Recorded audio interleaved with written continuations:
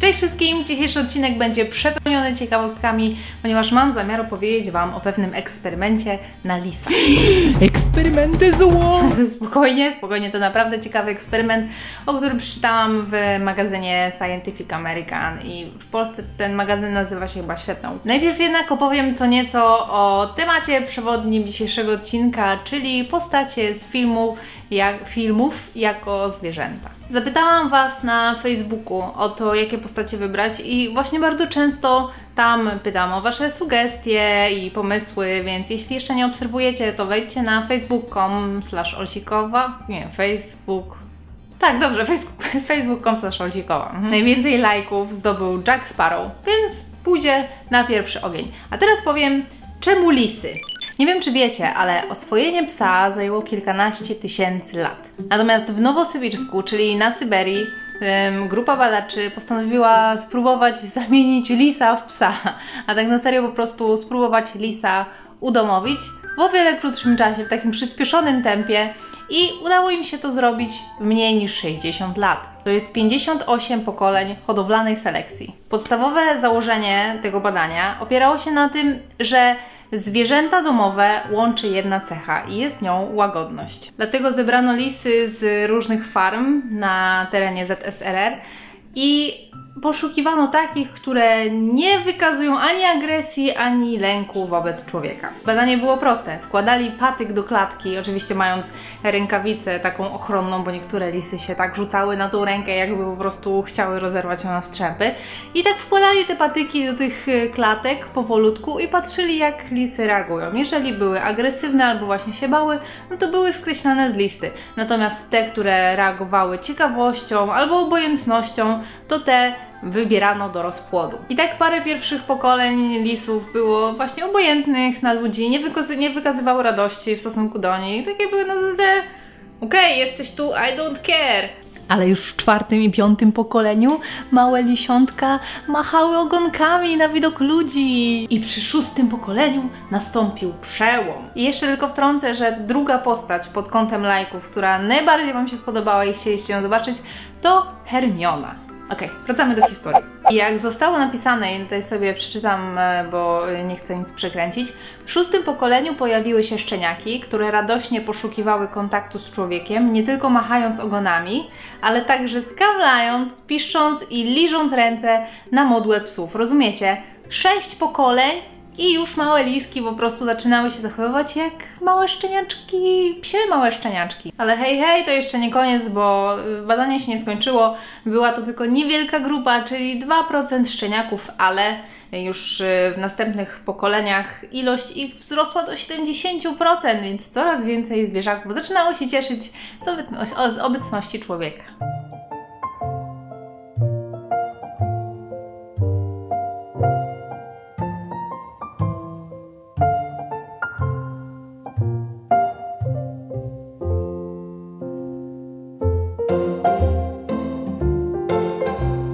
Kolejną postacią, którą chcieliście zobaczyć, jest szalony kapelusznik.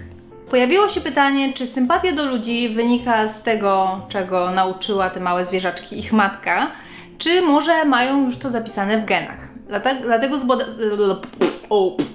Dlatego zbadali to w ten sposób, że wzięli dwie grupy badawcze, lisy te takie przyjazne i lisy agresywne, i w pierwszym tygodniu ciąży przeszczepiono zarodki z jednego liska do drugiego i po narodzinach patrzyli, jak te małe szczeniaki się zachowują. U agresywnej samicy łagodne potomstwo pełzało w kierunku człowieka, kiedy tylko wyczuło jego obecność, czyli pełzało w kierunku drzwiczek klatki i ta agresywna samica kłapała zębiskami, zabierała te szczeniaki w kąt klatki, bo wiadomo, ona nie była do tego przystosowana. Natomiast kiedy sytuacja była odwrócona i łagodna matka miała przeszczepione te agresywne szczeniaki, no to one właśnie uciekały przed człowiekiem, więc wniosek był prosty. To wcale nie wyuczone zachowanie, tylko naprawdę geny. W 1974 roku zbadano już 15 pokoleń lisów i okazało się, że część z nich zaczęła nabierać cech wyglądu takich charakterystycznych dla udomowionych zwierząt. Czyli pyski o takim trochę zdziecinniałym wyglądzie, klapnięte uszy, zakręcone lub faliste ogony, cętki na futrze, mniej szczupłe nóżki. Czwarty w kolejce jest czkawka z filmu Jak wytresować smoka, ale wybrałam jego starszą wersję, bo bardziej mi się podoba. Kiedyś zastanawiałam się, jak to jest, że wśród ras psów jest tak wielka różnorodność. I to badanie właśnie pokazało, że zwierzęta, które są udomowione, są łagodne, mają niższy poziom stresu. Ogólnie w ich genach zachodzą tak wielkie zmiany, które mają swoje odbicie właśnie na wyglądzie, nie tylko na kształcie, nie wiem, pyska czy grubości łapek, ale też na ubarwieniu. To wszystko jest ze sobą tak mocno połączone, że właśnie pojawiają się różne zmiany. Postanowiono trochę poszerzyć ten eksperyment i jedna z badaczek, Ludmiła Trut, przygarnęła do siebie liska, tylko że zamieszkała z tym liskiem w specjalnie przygotowanym domu, czyli to nie było takie mieszkanie gdzieś w centrum miasta, tylko mówię, no, specjalny domek. I jej lisiczka miała na imię Puszynka. Pierwszego dnia po przyniesieniu lisa do jego nowego domu, to samiczka po prostu biegała po domu, nie mogła się uspokoić, w ogóle nie chciała nic jeść. Drugiego dnia, kiedy Ludmiła, czyli ta badaczka, wyszła na spacer, jak wróciła do domu, to lisiczka czekała na nią przy drzwiach. I Ludmiła pisze: choć jej akomodacja przebiegała z większym trudem niż się spodziewałam, po tygodniu Puszynka całkiem się uspokoiła. Kiedy pracowałam, kładła się u moich stóp, cieszyła się, że wchodziłyśmy razem na spacer, lubiła się ze mną bawić. Była szczególnie zadowolona, gdy chowałam jakiś smakołyk do kieszeni, a ona musiała go wywęszyć. Czasem kładła się na grzbiecie, zachęcając mnie, bym głaskała ją po brzuchu. Normalnie jak pies!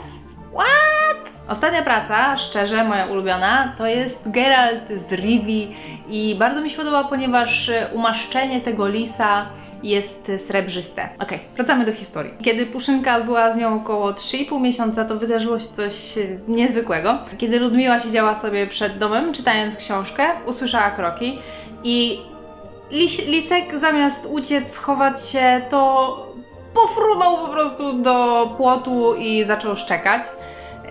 I było to szczekanie typowe dla takich psów stróżujących. A warto zaznaczyć, że była zawsze bardzo pokojowo nastawiona do ludzi.